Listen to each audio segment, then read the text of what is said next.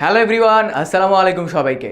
অষ্টম শ্রেণীর শিক্ষার্থীরা, আজকের এই ক্লাসে আমি তোমাদেরকে তোমাদের বাংলাদেশ ও বিশ্ব পরিচয়ের প্রথম যে অধ্যায়টা আছে, যে অধ্যায়টা সবার কাছে একটু কমপ্লেক্স মনে হয়, বিকজ এত সাল, এত মানুষের নাম, এই জিনিসগুলো তোমাদেরকে এত মজাদার অ্যান্ড গল্পের আকারে পড়াবো যাতে করে এই একটা ক্লাসেই তোমার এই চ্যাপ্টারের সকল কনফিউশন মোটামুটি দূর হয়ে যায়। প্রথমে আমরা এই চ্যাপ্টারটা পড়বো, তারপরে এই চ্যাপ্টার থেকে আসা বিভিন্ন ধরনের এমসিকিউগুলো সলভ করব।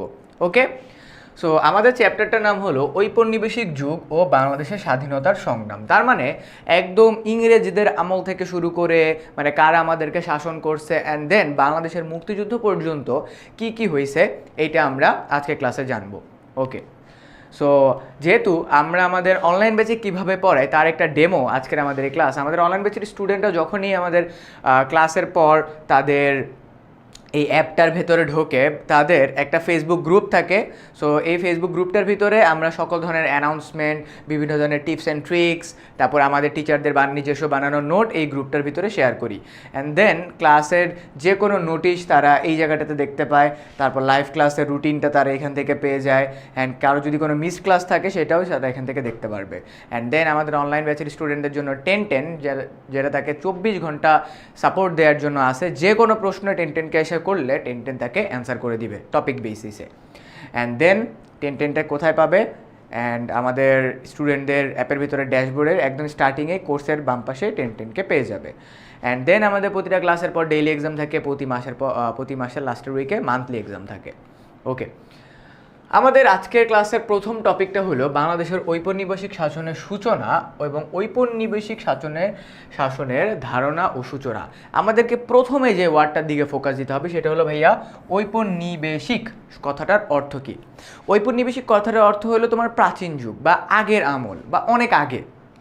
সো আমাদের সেই ইংরেজদের আমলে কারা আমাদেরকে শাসন করত এই জিনিসটা আমরা প্রথমে দেখব।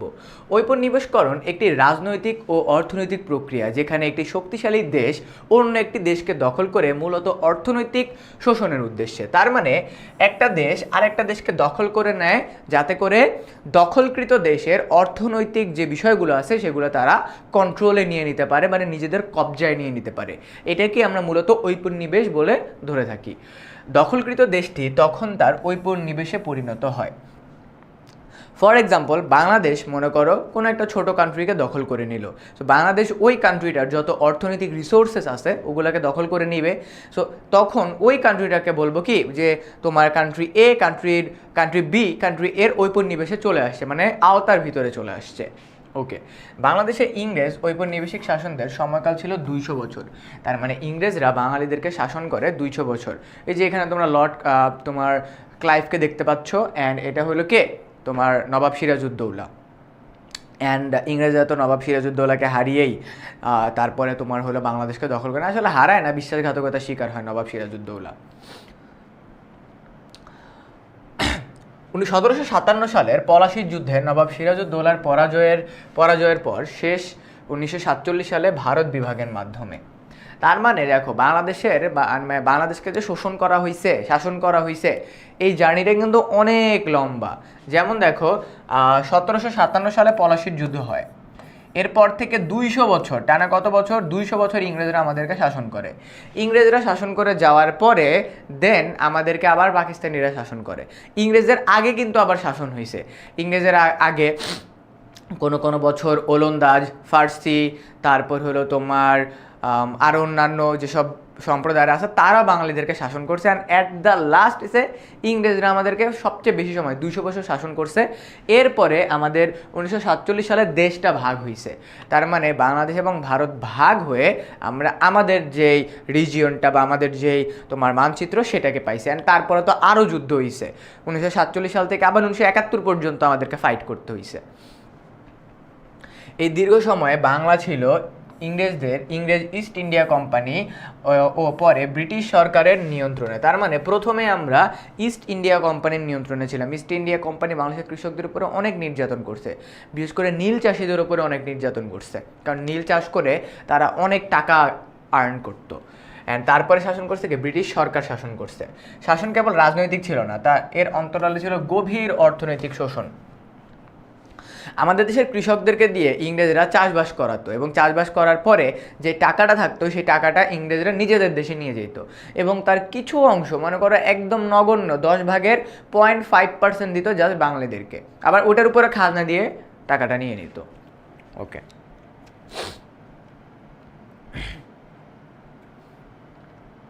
সো ঔপনিবেশ শাসনের পূর্বে বাংলার রাজনৈতিক পটভূমি, তো তোমরা তো আবার সবাই মোটামুটি এই মানুষটাকে চিনো, ওনার নাম হলো তোমার সম্রাট অশোক। সম্রাট অশোক কী করছে দেখি, প্রাচীন ও প্রাক মধ্যযুগকে আমরা এখন যাবো, একদম প্রাচীন যুগে চলে যাব, মানে ইংরেজের শাসনের অনেক আগে। বাংলা অঞ্চলটি প্রাচীনকাল থেকেই ধন সম্পদে সমৃদ্ধ ছিল, এর ফলে বাইরের শক্তিগুলোর আকর্ষণের কেন্দ্র হয়ে ওঠে। এখানে প্রাচীনকাল থেকেই মানব বসতির চিহ্ন পাওয়া যায়। তার মানে বাংলাদেশে বা আমাদের এই সাবকন্টিনেন্টের ভেতরে আমাদের না রিসোর্সেস অনেক বেশি ছিল। তোমার বিভিন্ন ধরনের গোল্ড থেকে শুরু করে খনিজ সম্পদ থেকে শুরু করে অনেক কিছু আমাদের দেশের সম্রাটদের কাছে ছিল। এই জন্য আমাদের দেশটা ইংরেজদের এবং বাইরের দেশের যে শত্রুরা তাদের একদম ফোকাস পয়েন্টে ছিল যে এই দেশটাকে আমাদের কবজায় আনতে হবে। খ্রিস্টপূর্ব যুগে আর্য ভাষাভাষী জনগোষ্ঠীর আগমনের ঘটে। খ্রিস্টপূর্ব 3য় শতকে মৌর্য সম্রাট অশোক উত্তর বাংলা দখল করেন। কে দখল করেন? দেখো, খ্রিস্টপূর্ব আর্য ভাষাভাষী জনগোষ্ঠীর আগমন ঘটে খ্রিস্টপূর্ব 3য় শতকে। মৌর্য সম্রাট অশোক উত্তর বাংলা দখল করে। এই যে মানে দখল আস্তে আস্তে শুরু হইলো। পরীক্ষায় তোমাদের এমসিকিউ আসবে কে উত্তর বাংলা দখল করে 3য় শতকে? উত্তর হইল মৌর্য সম্রাট অশোক। পুণ্ডনগর হয় মৌর্য সম্রাটের অংশ। পরে গুপ্ত সাম্রাজ্য বাংলার কিছু অংশ শাসন করে 4র্থ শতকে। এখন তোমরা অনেকে বলবো ভাইয়া পুণ্ড কি গুপ্ত কি? এগুলো হলো কিছু সম্প্রদায়। বাংলাদেশকে যেমন এখন তোমার বিভিন্ন জেলা উপজেলাতে ভাগ করা হয়েছে, ঠিক তখন তো এরকম জেলা উপজেলা ছিল, তখন ছিল সম্প্রদায়। পুণ্যনগর, তারপর হলো গুপ্ত সম্প্রদায়, মৌর্য সম্প্রদায়, আর্য সম্প্রদায়, এভাবে ভাগ করা ছিল। 7ম শতকে শশাঙ্ক নামক একজন উত্তর শাসক এবং তোমার উত্তর শাসক ও পশ্চিম বাংলার স্বাধীন রাজ্য গড়ে তোলেন। তারপর সমসাময়িকভাবে পূর্ব এবং দক্ষিণ পূর্ব বাংলা গড়ে ওঠে বঙ্গরাজ্য। এটা মনে রাখবা, বঙ্গরাজ্য হিসেবে। শশাঙ্কের মৃত্যুর পর বাংলার দীর্ঘ সময় ধরে অরাজকতা চলে, যা মৎস্যান্নালয় যুগ নামে পরিচিত, যেখানে দুর্বলরা সবসময় শক্তিধারীদের দ্বারা নিপীড়িত হতো। এখানে একটা মজার ফ্যাক্ট আছে, শশাঙ্ক ছিল একজন রাজা। শশাঙ্ক একজন কি ছিল? রাজা ছিল। সো সে কি করে, তার শশাঙ্ক নামক শাসক উত্তর এবং পশ্চিম বাংলার স্বাধীন রাজনীতি গড়ে তোলে। তার মানে সে নিজস্বভাবে পরিচালনা করা শুরু করে। সমসাময়িকভাবে পূর্ব এবং দক্ষিণ পূর্ব জায়গার বাংলা গড়ে ওঠে বঙ্গরাজ্য। তার মানে তখন আমরা আস্তে আস্তে মানে সবাইকে একটা রাজ্যের আওতায় আনা শুরু করি। শশাঙ্কর মৃত্যু হয়। দেখো, একটা রাজার যখন মৃত্যু হয়ে যায় তারপরে কিন্তু বিশৃঙ্খলার সৃষ্টি হয়। সিমিলারলি শশাঙ্কের মৃত্যুর পরে একদম অরাজকতা তৈরি হয়। এখানে একটা লাইন বলছে, দেখো, মৎস্যান্নালয় যুগ। এটা তোমাদের খ মার্কের কোশ্চেনের ক্ষেত্রে আসবে, মৎস্যান্নালয় যুগ। যা এখানে বলা হয় কি, দুর্বলরা সবসময় শক্তিশালীদের দ্বারা নিপীড়িত হতো। এখানে দেখো একটা জিনিস দিছে যে বড় মাছ ছোট মাছটাকে আস্তে আস্তে খেয়ে ফেলতেছে। তার মানে যারা তোমার দুর্বল, মনে করো এই যে ছোট মাছ একটা, এখানে দেখো এখানে একটা ছোট্ট মাছ আছে, এই ছোট্ট মাছটা এটার কাছে দুর্বল, আবার এইটার কাছে দুর্বল, আবার এইটার কাছে দুর্বল। তো সিমিলারলি কোনো একজন দুর্বলকে তার থেকে আরেকটু বড় কোনো একজন শাসক আওতাভুক্ত করে ফেলতো। মানে মৎস্যান্নালয় যুগে এইটাই হয়েছে যে অনেকগুলো তোমার বড় মাছ ছোট মাছগুলোকে খেয়ে ফেলতো। আচ্ছা, মানে হলো তোমার নিপীড়ন করতে, এটা বোঝানো হয়েছে এখানে। অ্যান্ড সবসময় মৎস্যান্নালয় যুগে মারামারি কাটাকাটি লেগেই থাকতো। ওকে মারতেছে, ওকে মারতেছে, ও যায় আবার ওকে মারতেছে, ও যায় আবার তার কাছে বলে তাকে আবার মারতেছে, এইরকম ম্যাসাকার লেগে থাকতো সবসময়। এরপরে কি হয়েছে, অষ্টম শতকে পাল রাজারা বাংলা শাসন শুরু করে। এই যে তোমার একটা অরাজকতা অবস্থা ছিল না, এগুলোকে কন্ট্রোলে আনার জন্য পাল বংশের শাসকরা 8ম শতকে পাল রাজারা বাংলা শাসন করা শুরু করে। অ্যান্ড মনে রাখবা, কোনো বংশ পরম্পরা যদি বাংলাকে শাসন করার কথা আসে, পাল বংশ সবচেয়ে বড় সময় ধরে বাংলাকে শাসন করে। সবচেয়ে বড় সময় ধরে পাল বংশ বাংলাকে শাসন করে। প্রায় 400 বছর দীর্ঘতম বাঙালি রাজত্ব ছিল। তার মানে ইংরেজরা আমাদেরকে শাসন করে 200 বছর, বাট পাল রাজারা মানে পাল বংশ, একটা পুরো বংশ আমাদেরকে শাসন করে 400 বছর।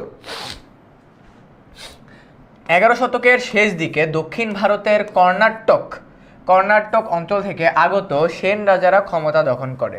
তার মানে তোমার পাল রাজাদেরকে তোমার ক্ষমতাচ্যুত করে সেন বংশ। আবার তার মানে আমরা দুইটা জিনিস পেলাম, একটা হইলো পাল বংশ, এই পাল বংশ থেকে পরবর্তীতে ক্ষমতা নেয় হলো তোমার সেন বংশ। কর্ণাটক অঞ্চল মনে রাখবা, তোমার প্রাচীন যুগে যখনই একটা অঞ্চল আরেকটা অঞ্চলকে দখল করে নিত, তারা আস্তে আস্তে আস্তে আস্তে না মানে ওই জায়গাটাকে নিজেদের টেরিটরি বানায় নিত। যে তোমরা কেজিএফ মুভিটা দেখছো না, যে প্রথমে টেরিটরি 1, টেরিটরি 2, টেরিটরি 3, মানে টেরিটরি মানে এলাকা, নিতে নিতে নিতে নিতে যখন একদম বর্ডার এরিয়াতে চলে যায় তখন পুরোটা একসাথে দখল করে নেয়। ওকে, সেন শাসনের সময় বাংলা হিন্দু ধর্ম ও সংস্কৃতির প্রভাব বাড়ে। তার মানে সেন রাজারা ছিল কি হিন্দু ধর্মাবলম্বী এবং সংস্কৃতির প্রভাব বাড়ে। তার মানে যেহেতু হিন্দু ধর্মের মানুষজন, তাই সংস্কৃতির দিক দিয়ে একটু বেশি ফোকাস করে, সেন রাজাদের আগমন হয়। ওকে, অ্যান্ড একটা মেজর জিনিস কি জানো, এই যে বাংলা দখল করে নেওয়া, এই দখল করে নেওয়াটা মূলত হয়তো নদী বা সাগর অঞ্চলগুলোতে। তোমরা ইংরেজি বিভিন্ন মুভিসগুলোতে দেখছো না, প্রাচীনকালে যে মুভিগুলো আছে, কোনো একটা জায়গাকে যদি দখল করতে হতো, যেমন পাইরেটস মুভিটা দেখছো না তোমরা, যে দখল করতে গেলে নদী পথে যাওয়া দখল করবে।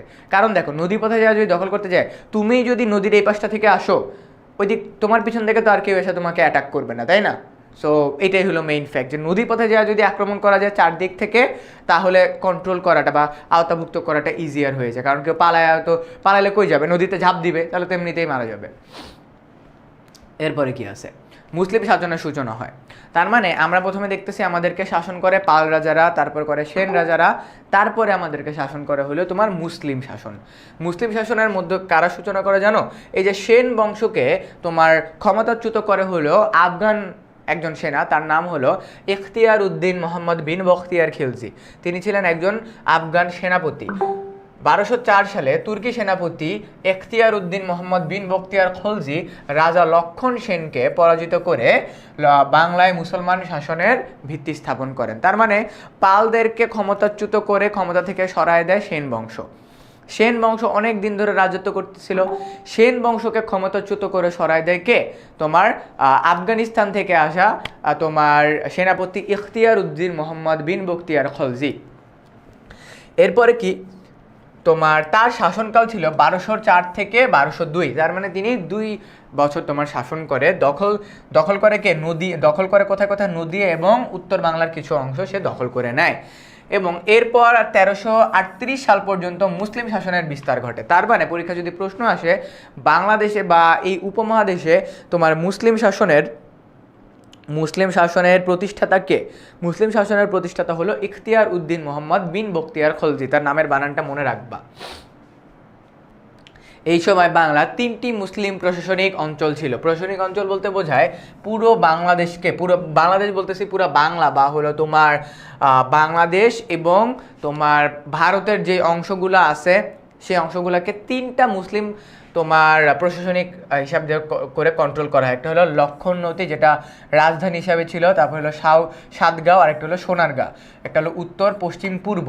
এই 3টা জায়গায় মানে ঘাটিগাড়া বলে না, যেখান থেকে পুরো জিনিসটা কন্ট্রোল করা হবে, ঘাটি গেড়ে রাখে এই 3টা জায়গায়।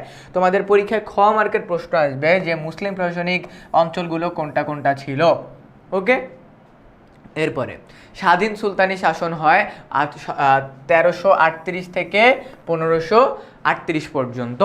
কি কি আছে এখানে দেখো, শামসুদ্দিন ইলিয়াস শাহ তখন শাসন করে, যে শামসুদ্দিন ইলিয়াস শাহের ছবিটাও এখানে নিয়ে আসছি তোমাদের জন্য। 1338 সালে সোনারগাঁওয়ের শাসক ফখরুদ্দিন মোহাম্মদ শাহ দিল্লির সালতানাতের বিরুদ্ধে বিদ্রোহ করে বাংলার স্বাধীনতা ঘোষণা করে। তার মানে তোমার বাংলা আস্তে আস্তে স্বাধীনতার দিকে যাচ্ছে, আস্তে আস্তে স্বাধীন হচ্ছে।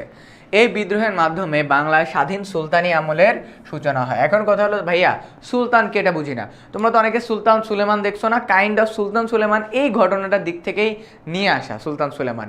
প্লাস তোমরা যারা গোপাল ভাঁড় দেখছো, সো ওইখানে তো তোমার নবাব ছিল, সুলতান ছিল, তাদেরকে যে টাকা পয়সা দিতে হয়, এটা হলো এক একটা লেভেল। সুলতান শামসুদ্দিন ইলিয়াস শাহ পুরো বাংলা একত্রিত করে প্রকৃত স্বাধীনতা প্রতিষ্ঠা করে। তার মানে বাংলাকে এবার আর অন্য কেউ কন্ট্রোল করবে না, বাংলাকে পুরো বাংলাকে শাসন করতেছিল শামসুদ্দিন ইলিয়াস শাহ। তার মানে অনেক প্রভাবশালী একজন ব্যক্তি চলে আসছে। তার উপাধি ছিল শাহী বাঙ্গালা, শাহী বাঙ্গালিয়ানা। সুলতান আলাউদ্দিন হোসেন শাহ ছিলেন এই আমলের আরেক উল্লেখযোগ্য শাসক। মানে যাই করতো শাসন করতো, মানে কন্ট্রোলে রাখতো। মনে রাখবা বাঙালিদেরকে মানে ডিসিপ্লিন রাখার ওয়ে একটাই, তাদেরকে শাসন শোষণের মধ্যে রাখতে হবে। ওকে,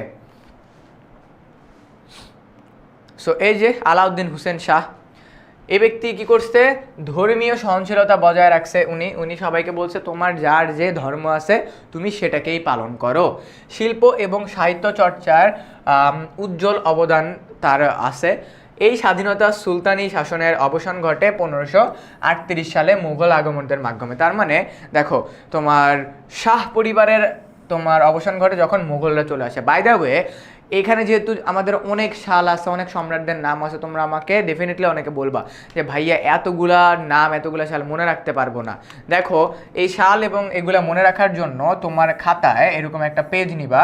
পেজ নিয়ে মনে করো 1757 সাল, তারপরে 1758 সাল, কোন সালে কি হয়েছে এরকম সালগুলা লিখবা।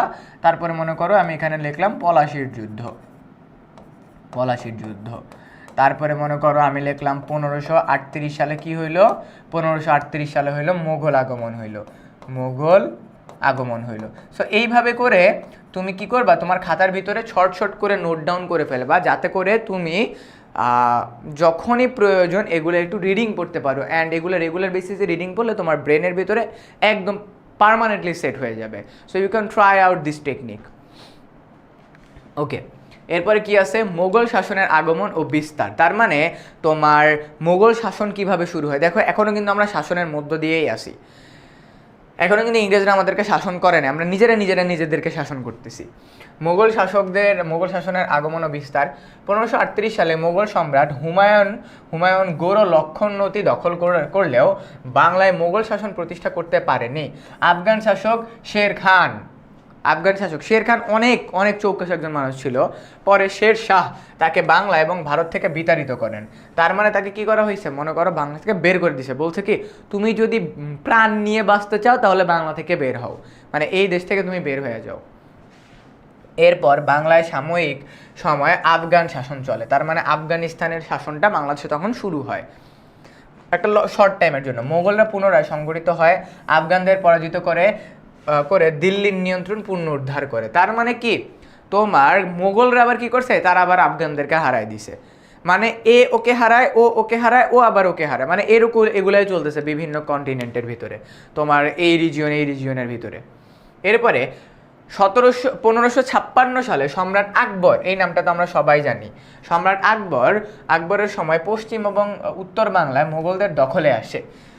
কবে দখলে আসে, 1576 সালে। তবে পূর্ব বাংলা ছিল জমিদার শ্রেণীর নিয়ন্ত্রণে, যারা 12 ভূঁইয়া নামে পরিচিত ছিল। তার মানে এই যে 12 ভূঁইয়ার উৎপত্তি হইল এইখানে আমাদের। ওকে, ঈসা খাঁ ছিলেন 12 ভূঁইয়ার প্রধান নেতা।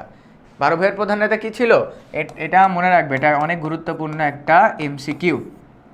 ঈসা খাঁ হলো কি 12 ভূঁইয়াদের প্রধান ছিল।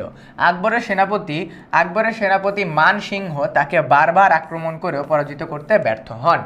তার মানে দেখো 12 ভূঁইয়া আসছে, 12 ভূঁইয়া আসার পরে মানে 12 ভূঁইয়ার নাম তোমরা আরও বড় ক্লাসে যখন যাবা তখন জানতে পারবা যে 12 ভূঁইয়া বলতে কি বোঝায়, কে কি করছে, এগুলো তোমরা বড় ক্লাসে গেলে জানতে পারবা। মনে রাখবা ঈসা খাঁ ছিলেন 12 ভূঁইয়ার প্রধান নেতা। এই যে ঈসা খাঁর ছবি তোমাদের জন্য নিয়ে আসছি। এরপরে কি হয় দেখো, তোমার 1610 সালে জাহাঙ্গীর আলম মোগল সুবেদার ইসলাম খান চিশতি ঈসা খাঁদের উত্তরসূরিদের পরাজিত করে ঢাকা দখল করেন। তার মানে তখন আমাদের এই যে ঢাকা, জাহাঙ্গীরনগর, সোনারগাঁও, এই জায়গাগুলো তখন আস্তে আস্তে প্রতিষ্ঠা হইতে শুরু করে।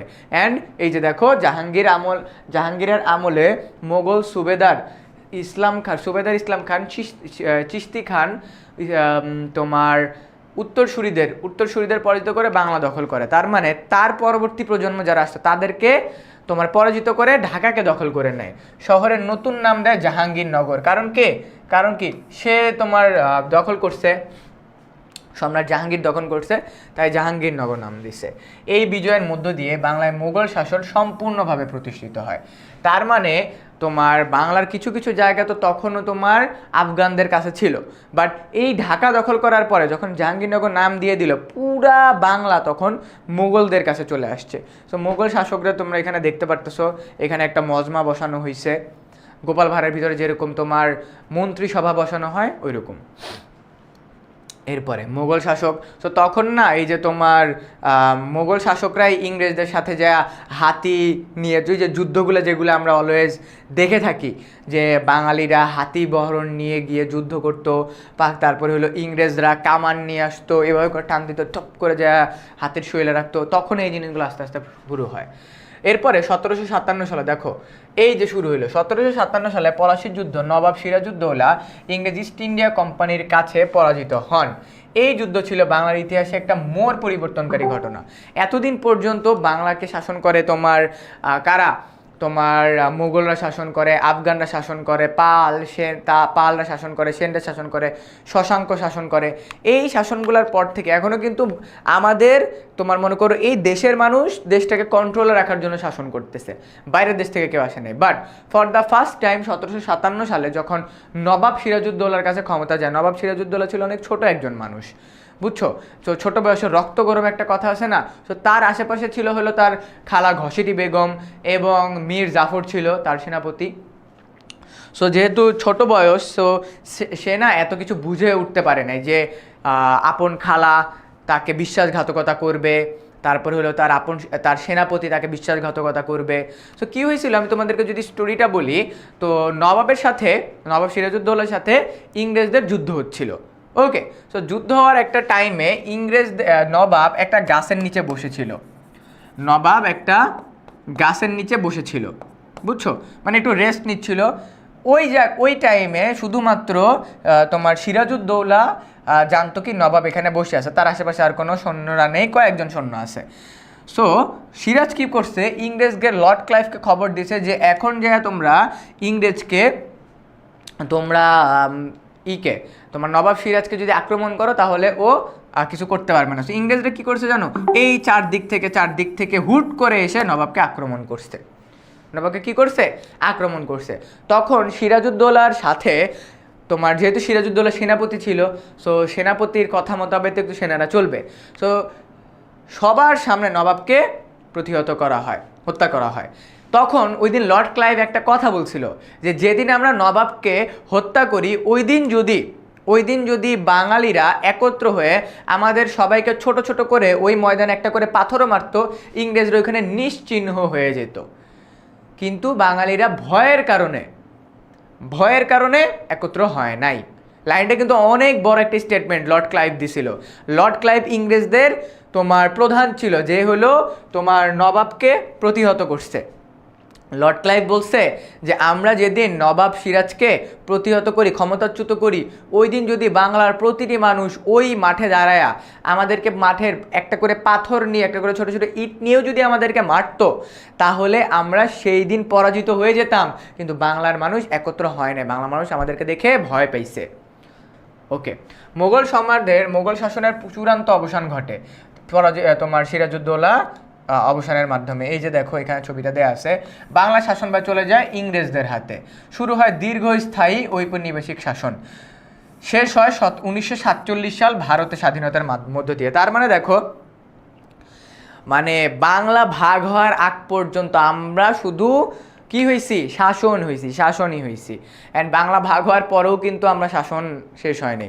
1757 সালে দেশ ভাগ হওয়ার পর আমাদের একটা অন্যরকম সময়কাল শুরু হয়।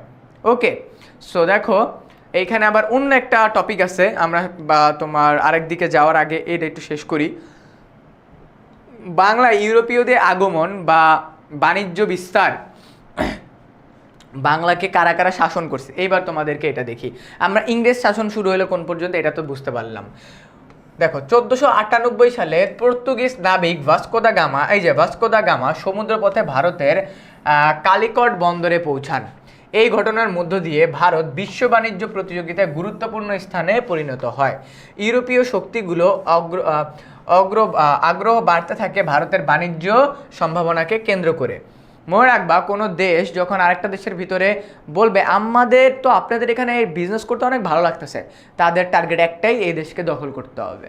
সো ভাস্কো দা গামা সর্বপ্রথম আসে এবং কি করে 16 ও 17 শতকে ইউরোপের একাধিক দেশ ভারতের বাণিজ্য প্রতিষ্ঠা করে।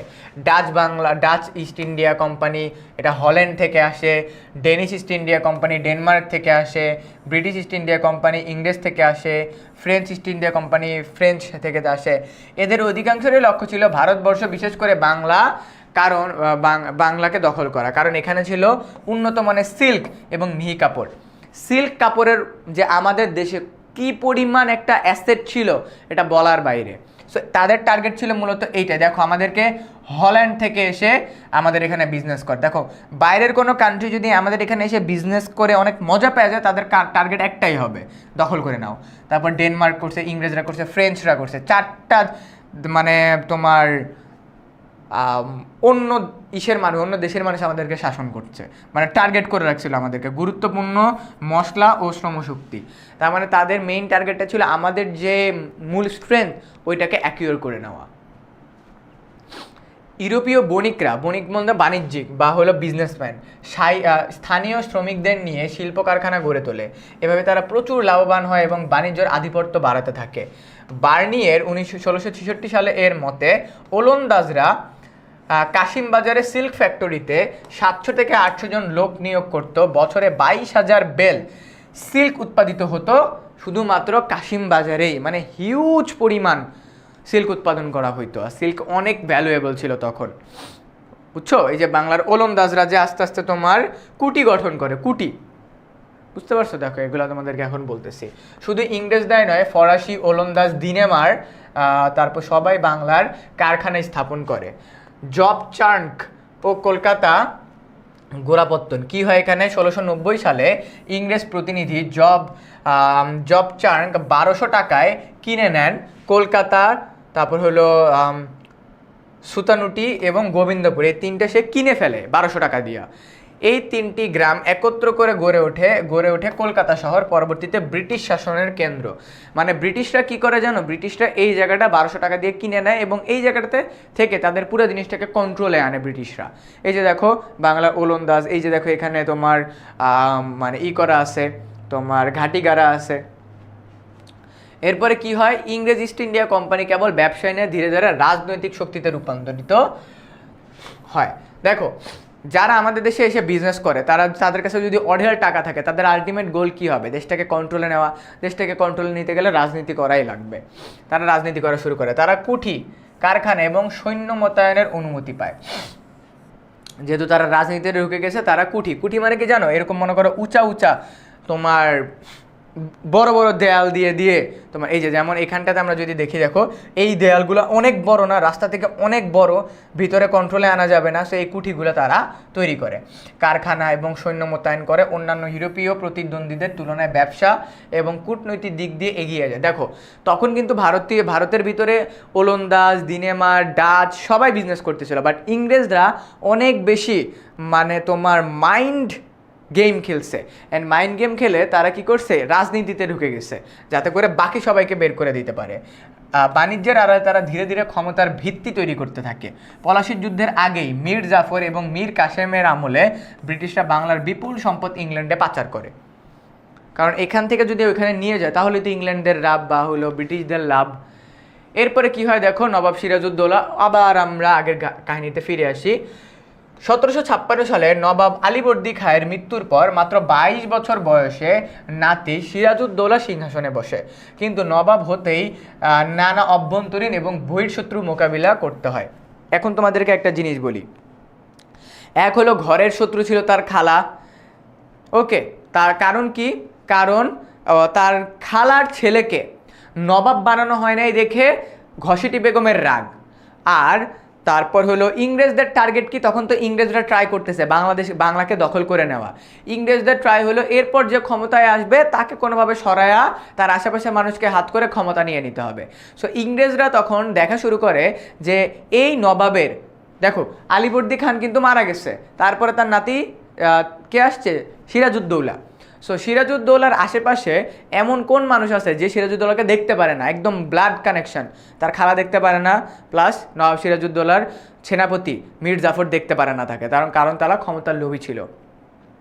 সো ইংরেজরা কি করে, এই যে তার খালা ঘসেটি বেগম এবং তোমার মীর জাফরের সাথে বন্ধুত্বপূর্ণ সম্পর্ক তৈরি করে, এবং কি করে জানো, মীর জাফরকে তোমার লোভ দেখায় কি, যে তুমি যদি নবাবকে সরাই দাও তোমাকে দিব হইলো সে নবাব, তুমি যদি নবাবকে সরাই দিতে পারো তোমাকে দিব হইলো আমরা নবাব। ইংরেজরা ওকে এই মানে ইটা দেখায়, মানে মূলাটা দেখায়, বুঝছো, মানে একটা লোভ দেখায়, কিন্তু আদতে তো রাখবে না। এদিকে ইংরেজ শক্তির উত্থান এবং বর্গী তোমার আক্রমণ হয়, অন্যদিকে ঘনিষ্ঠদের ষড়যন্ত্র। সো নবাব যখন একটা জিনিস দেখা শুরু করে যে ইংরেজরা এত বেশি উৎপাত করতেছে, এই জায়গা ওই জায়গা দখল করতেছে, নবাব কি করে দেয় জানো, নবাব ইংরেজদেরকে বলে দেখি যে এত কিছু তোমরা আর করতে পারবে না, এই নির্দিষ্ট জায়গায় বিজনেস করতে হবে, এত পরিমাণ খাজনা দিতে হবে। বাট ইংরেজরা কি করে, খাজনা দিতে আসে না। সো ইংরেজরা যখন খাজনা দিতে আসে না, মানে তোমার একটা দেশের বাইরের দেশ থেকে যদি কেউ এসে বিজনেস করে একটা সাফিসিয়েন্ট অ্যামাউন্ট দিতে হয়, ও ইংরেজরা ওই অ্যামাউন্ট দেয় না। সো ইংরেজ তখন নবাব কী করে জানো, নবাব বলে ইংরেজদের বিরুদ্ধে যুদ্ধ ঘোষণা করে ওদেরকে বের করো। তখন ইংরেজরা করে কি, নবাবকে সরাইতে হবে, এই আমাদের বিজনেসে প্রবলেম ক্রিয়েট করতেছে। সো ঘসেটি বেগম হলো বড় খালা, সেনাপতি মীর জাফর, তৃতীয় পক্ষ ছিল কে, দেশীয় তোমার বণিক শ্রেণী জগৎ শেঠ এবং উমিচাঁদ প্রমুখ বাংলার বড় ব্যবসায়গুলোর সাথে রাজনীতিতে জড়িয়ে পড়ে। তারপর হলো মারওয়ারি বণিকদের একটা অংশ ইংরেজদের সাথে গোপনে জোট বাঁধে। মেইন কথা হলো কি, অ্যালাইন্ড হয়, বন্ধুত্বপূর্ণ সম্পর্ক তৈরি করে। এরপরে কি হয় দেখো, 1757 সালের 23শে জুন পলাশীর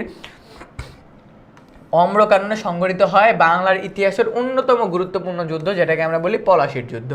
নবাব সিরাজউদ্দৌলা এই যুদ্ধে পরাজিত হন, ইংরেজের বিরুদ্ধে যুদ্ধ করে, কিন্তু মীর জাফরের বিশ্বাসঘাতকতা এবং গোপন ষড়যন্ত্রের কারণে মীর জাফর তোমার নবাব পরাজিত হন ও নিহত হন। এর ফলে বাংলা, বিহার, উড়িষ্যা স্বাধীন শাসকের অবসান ঘটে। এই যে দেখো, হুট করে ইংরেজরা এসে এই যে মীর জাফরের পিছন থেকে ছুরি মেরে দেয়, মানে তলোয়ার ঢুকাই দেয়, অ্যান্ড ওইখানে সব কিছু দা এন্ড হয়ে যায়। এরপর থেকে শুরু যুদ্ধের পরে কি হয়, মীর জাফর নবাব হিসাবে বসানো হলো, যেটা ওকে লোভ দেখানো হয়েছে, প্রকৃত ক্ষমতা ইংরেজদের হাতে চলে যায়। মানে ইটস লাইক আমি একজনকে ক্ষমতায় বসাইছি, সে তো আমার আওতায়, আমি তাকে কন্ট্রোল করবো, মানে মূল কন্ট্রোল ইংরেজদের হাতে, নবাব শুধু একটা নবাব, মীর জাফর যেহেতু নবাব, সে একটা পুতুল হিসেবে চলতে থাকে। রবার্ট ক্লাইভ হয়ে ওঠেন বাংলা আসল নিয়ন্তা মানে কি, নিয়ন্ত্রক, এই যে রবার্ট ক্লাইভ। এরপরে কি হয়েছে দেখো, 1764 সালে বক্সারের যুদ্ধে ইংরেজের সাথে মীর জাফরের উত্তরসূরি মীর কাসেম এবং মুঘল সম্রাট তোমার শাহ আমলের যৌথ বাহিনীর মধ্যে যুদ্ধটা হয়। এই যুদ্ধে ইংরেজরা বিজয়ী হয়। দেখো প্রথমে কিন্তু একবার ইংরেজরা বিজয়ী হয়েছে পলাশীর যুদ্ধে। সো ওই যে একটা কথা বলে না যে জখমি শের কো কভি নেহি জাগানা চাহিয়ে, ইংরেজরা প্রথমে যুদ্ধে জয়ী হয়েছে, পলাশীর যুদ্ধে জয়ী হয়েছে, তাও ইংরেজরা কি করছে, তোমার নবাব মীর জাফরকে নবাব বানায় আসনে বসায় রাখছে, নিজেরা ফ্রন্ট লাইনে আসে নাই, সামনে আসে নাই। এরপরে মীর জাফর কি শুরু করছে, মীর জাফর এবং তার উত্তরসূরি তোমার মীর কাসেম মানে তার ছেলে, দুইজনকে দিয়ে কি করছে, তারা আবার ইংরেজদেরকে মানে মারতে গেছে। কারণ কি, মানে অলওয়েজ তো সবার মনের ভিতরে ক্ষমতার একটা লোভ থাকেই।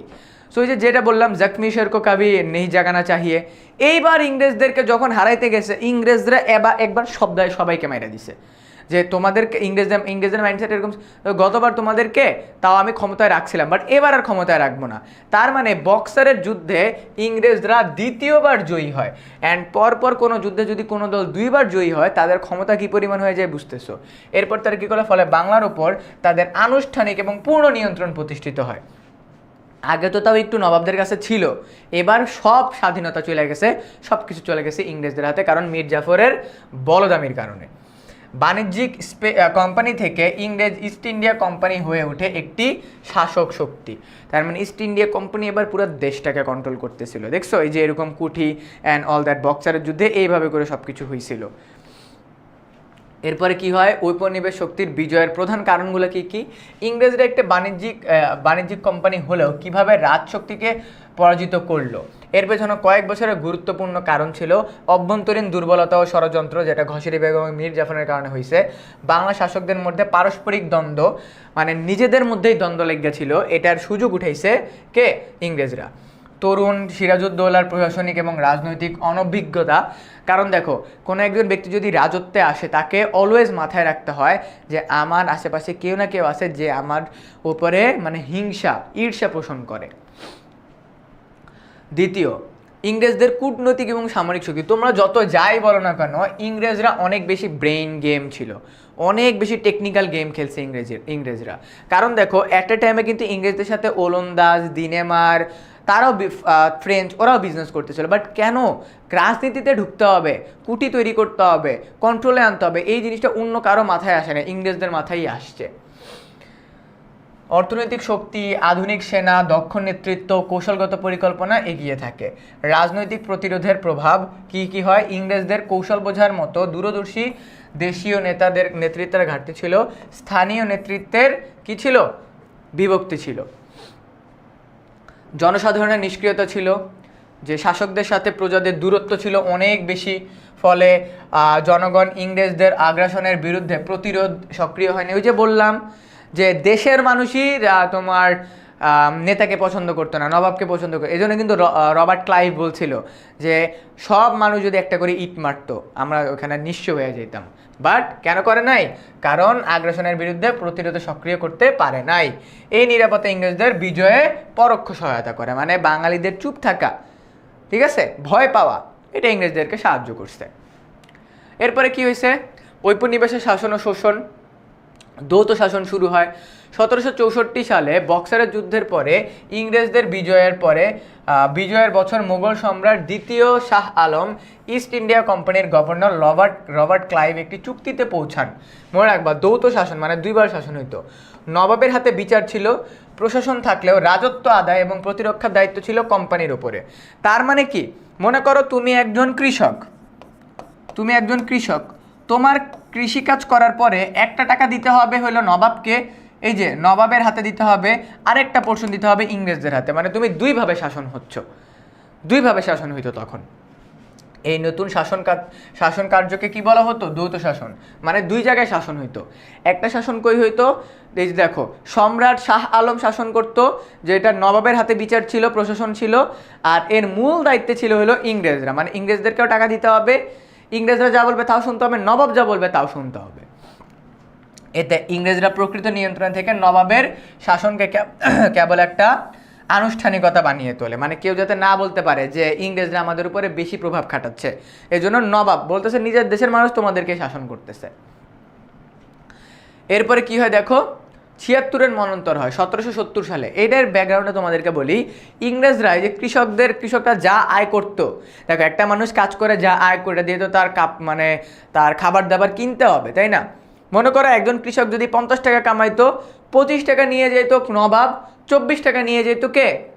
ইংরেজ। 1 টাকা দিতে হইলো তোমার যে কাজ করতো তাদেরকে। এই 1 টাকা দিয়ে কি আর খাবার কিনতে পারবে? এই জন্য কি শুরু হয়েছে, 1779 সালে থেকে 1771 সাল পর্যন্ত 3 বছর অনাবৃষ্টির কারণ হয়, মানে কোনো বৃষ্টি হয় নাই, ফলে কোনো ফসল উৎপাদন হয় নাই। একে তো মানুষের হাতে টাকা নেই, তারপর ফসল হয়নি। 1770 সালে দেখা যায় ভয়াবহ দুর্ভিক্ষ, মানে এমন অবস্থা হয় কোনো একজন মানুষ মারা গেছে আর একজন মানুষের ক্ষুধায় তার মাংস গিয়ে কামড়ায় খাইছে, মানে কি অবস্থা হইতেছে বুঝছো? আই গেস এই যে দেখো এখানে বুকের হাড্ডি বন্ধ দেখা যেত। 1/3 প্রজার মৃত্যু হয়ে যায় অনাহারে, না খেয়ে। তবুও কোম্পানি কর আদায় বন্ধ করেনি, মানে তাও যে মানুষজনের থেকে টাকা অফ করবে তা অফ করে নাই। এই দুর্ভিক্ষ শুধু প্রাকৃতিক দুর্যোগ না, এটি ছিল এক নিষ্ঠুর প্রশাসনিক ফলাফল। মানে ইংরেজরা যে কি পরিমাণ নির্যাতন করছে এটার একটা জাস্ট ঝলক ছিল এই 76-এর মন্বন্তর। ইংরেজদের লোভ, রাজনৈতিক কঠোরতা এবং মানবিক বিচারের অভাব সব মিলিয়ে 76-এর মন্বন্তর ছিল এক ভয়াবহ মানবিক বিপর্যয়। ওকে, গভর্নর জেনারেল ও প্রশাসনিক রূপান্তর 1773 সাল থেকে কোম্পানির গভর্নরদের পদবি ছিল গভর্নর জেনারেল। প্রশাসনিক, সামরিক এবং অর্থনৈতিক কৃতিত্ব কেন্দ্রীভূত হয় তাদের হাতে। উল্লেখযোগ্য গভর্নর কে ছিলেন? ওয়ারেন হেস্টিন্স, তারপর হইল Lord Cornwallis, Lord Wellesley, Lord William, তারপর হইলো বেন্টিঙ্ক, লর্ড ডালহৌসি। তাদের শাসনকালে ইংরেজ সাম্রাজ্য বিস্তারের লক্ষ্যে রেল, ডাক, তার ব্যবস্থা, আদালত, শিক্ষা প্রতিষ্ঠান গড়ে তোলে। মানে তারা এবার বাঙালিদেরকে দেখাবে যে আমরা তোমাদের উন্নয়নের জন্য কাজ করতেছি। দেখছো, প্রশাসনিক সুবিধা বাড়ালো, অন্যদিকে শোষণও তারা কার্যকর করে। তার মানে তারা তোমার কি করলো, আমাদেরকে এজুকেট করার জন্য এবং এজিটেট করার জন্য তারা এত কিছু তৈরি করছে, দেখাবে যে আমরা উন্নত হচ্ছি। বাট আলটিমেটলি তারা শাসন কিন্তু একদম জারি রাখে। এরপরে কি হয়, ইংরেজদের শাসন ও শোষণের নীতি। 1793 সালে চিরস্থায়ী বন্দোবস্ত হয়। এটা মনে রাখবে, এটা থেকে প্রশ্ন আসবে। চিরস্থায়ী বন্দোবস্ত কি? যে তুমি যাই কাজ করো জমিদারদের জমির মালিকানা দিয়ে কৃষকদের ভূমিহীন করে ফেলা হয়। তার মানে কোনো জমির মালিক আর কৃষকরা থাকবে না, জমিদাররা হবে জমির মালিক এবং কোনো কৃষকরা ইংরেজদের এসে কোনো টাকা পয়সা দিবে না। কৃষকরা এসে কাদেরকে টাকা দিবে? কৃষকরা এসে টাকা দিবে হলো তোমার জমিদারকে, জমিদাররা এসে দেন ইংরেজদেরকে টাকা পয়সা দিবে। এটা ছিল মূল। 1858 সালে ভারতের শাসন আইন কোম্পানির হাত থেকে শাসনভার ব্রিটিশ সরকারের হাতে চলে যায়। প্রশাসনিক কঠোর কাঠামো, শিক্ষা এবং বাণিজ্য মুর্শিদাবাদ থেকে কলকাতায় হস্তান্তর হয়। 1772 সালে ওয়েবন হেনস্টি কলকাতার রাজধানী ঘোষণা করেন। এভাবে কলকাতা হয়ে ওঠে ব্রিটিশ শাসনের কেন্দ্রবিন্দু, শোষণেরও কেন্দ্রবিন্দু। ওকে, এরপরে যে কি শুরু হয় তোমার দেখো, তাদের মেইন ফ্যাক্ট ছিল একটা, সতীদাহ প্রথা। কোনো মেয়ের যদি তোমার মারা যেত, স্বামী মারা যেত, স্বামীকে তো তোমার আগুনে জ্বালায় দেওয়া হইতোই, স্বামীর সাথে ওই মেয়েকেও আগুনে জ্বালায় দেওয়া হইতো। এটাকে বলা হয় সতীদাহ প্রথা। বুঝছো? এই সাথে সতীদাহ প্রথাটা প্রচলন হইতে থাকে। তারপর হলো লর্ড উইলিয়াম রেভেন্ট এবং লর্ড হার্ডিংস আধুনিক শিক্ষা ও জ্ঞান চর্চার সূচনা করেন। এদের শাসনকালেই সতীদাহ প্রথা নিষিদ্ধ হয় তখন। ইংরেজরা যে সতীদাহ প্রথা প্রতিষ্ঠা করছে ওইটা হচ্ছে তখন নিষিদ্ধ হয়। বাল্য বিবাহ রোধ হয় এবং বিধবা বিবাহ প্রচলন শুরু হয়। যে তখনকার টাইমে এগুলা প্রতিষ্ঠা করে রাজা রামমোহন রায়, ঈশ্বরচন্দ্র বিদ্যাসাগর। তার বাঙালিরা আস্তে আস্তে সভ্যতার দিকে আসতে শুরু করে, শোষণ শাসন থেকে। এরপরে কি হয় তোমার,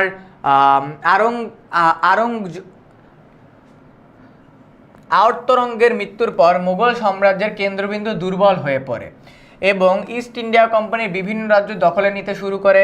তোমার দিল্লির মসনদ দুর্বল হয়ে গেলে কোম্পানির সেনাবাহিনীরা সাম্রাজ্য বিস্তারে নামিয়ে দেয়। বাংলা, বিহার, উড়িষ্যা ছাড়িয়ে আরও বহু অঞ্চলে তাদের নিয়ন্ত্রণ ছড়িয়ে পড়ে। তার বাঙালিদের কাছে আবার কন্ট্রোলটা ব্যাক আসতেছিল। ওকে, এরপরে ইংরেজদের আক্রমণ যখন একদম চরমে পৌঁছায় যায় তখন কি হয় জানো, সিপাহী বিদ্রোহ। ইংরেজদের ভেতরে তো কিছু ভালো মানুষ ছিল ওই সেনাপতিদের মধ্যে, এবার শুরু হয় সিপাহী বিদ্রোহ এবং কি শুরু হয়, কোম্পানির পতন হওয়া শুরু হয়। 1857 সাল থেকে 58 সাল পর্যন্ত কোম্পানির পতন হওয়া শুরু করে। কিন্তু এই পরিণতিতে 1858 সালে 2রা আগস্ট ব্রিটিশ পার্লামেন্ট পাশ করে ভারত শাসনের আইন। ইস্ট ইন্ডিয়া কোম্পানি শাসনের অবসান ঘটে, ভারত চলে যায় ব্রিটিশ ক্রাউন এবং ব্রিটিশ সরকারের অধীনে। তার কি হয়, সিপাহীরা নিজেদের মধ্যে বিদ্রোহ করে এবং ইংরেজরা আস্তে আস্তে পরাজিত হওয়া শুরু করে। কোম্পানির পতন হয়, বাংলার সমাজ এবং অর্থনীতি আস্তে আস্তে কি হয় তোমার মনে করো বাঙালিদের কাছে আসতে শুরু করে। বাংলার মতো একটি সমৃদ্ধ অঞ্চল ধীরে ধীরে হয়ে ওঠে ইংরেজ শোষণ, যেখানে লাভ ছিল ব্রিটেনের আর ক্ষতি ছিল ভারতীয়বাসীর। এরপরে কি হয় চলো দেখি। সো এরই মাধ্যমে আমরা মোটামুটি বুঝতে পারতেছি যে এই যে এত ধরনের শাসন, শোষণ অ্যান্ড অল দ্যাট এত কিছু হইল, বাঙালিরা আস্তে আস্তে কিন্তু কি হইলো তাদের অধিকার আদায় করলো। দেখো এবার আমি তোমাদেরকে বলি, সিপাহী বিদ্রোহ হইলো। সিপাহী বিদ্রোহ হওয়ার পর আরেকটা বিদ্রোহ হয়েছে যেটাকে তোমার বলা হয় কি, ফকির ও সন্ন্যাসী বিদ্রোহ। ইংরেজরা কি করে জানো, এই ফকির সন্ন্যাসী মানুষজন তারা তো নিজেদের এলাকাগুলোতে থাকে, ওইখানে উপাসনা করে, তাদেরকে যে পোক করা শুরু করে, খোঁচাখুচি করা শুরু করে তাদেরকে, যে এই তোমরা এখানে উপাসনা করলে আমাদেরকে টাকা দিতে হবে। এখন এরা তো সহজ সরল মানুষ তো তাদের বিশ্বাস করে, এরা সবাই একত্র হয় ইংরেজদের বিরুদ্ধে যুদ্ধ ঘোষণা করে। তার মানে কি, এই যে তোমার আবার ফকির সন্ন্যাসী বিদ্রোহ হইল, এই বিদ্রোহের পরে আস্তে আস্তে তোমার ইংরেজরা দূর হইলো, এরপরে দেশ ভাগ হইলো, দেশ ভাগ হওয়ার পর মোটামুটিভাবে বলা যায় বাঙালিরা তোমার এবার পাকিস্তান শাসন করলো। পাকিস্তান শাসন করার পরে এরপরে তোমার আস্তে আস্তে বাঙালিরা স্বাধীন হইল।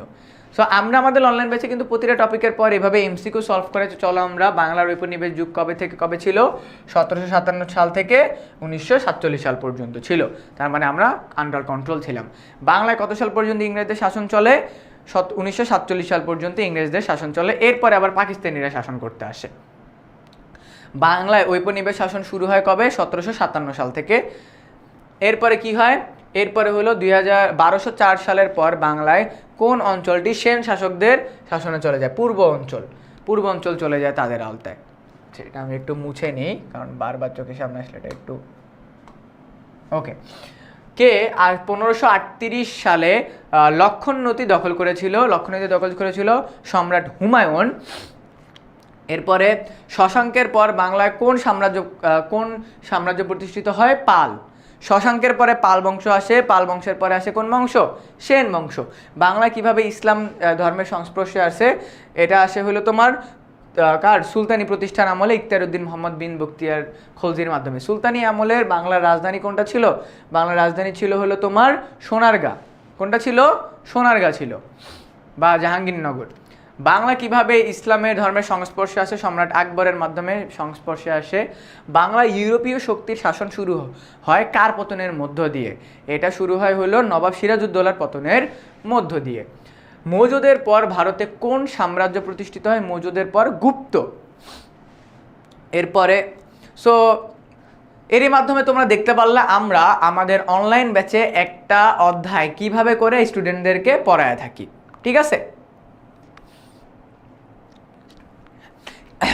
সো এরই মাধ্যমে তোমরা দেখতে এরই মাধ্যমে আমি তোমাদেরকে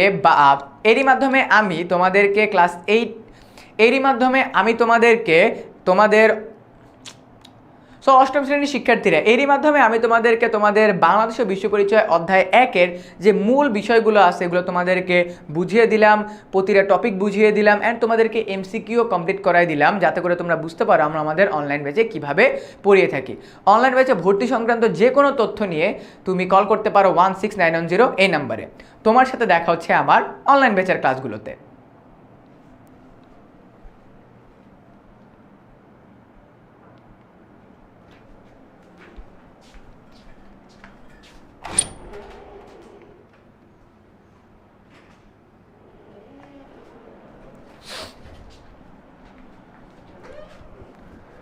তো দেখেন লাস্ট পর্যন্ত ঠিকঠাক আছে নাকি।